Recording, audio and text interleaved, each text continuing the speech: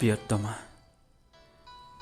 মোৰ প্ৰেমৰ গভীৰতাক তুমি সাগৰৰ সৈতে তুলনা নকৰিবা,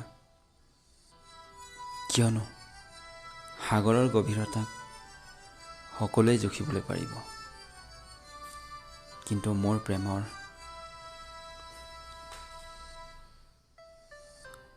গভীৰতাক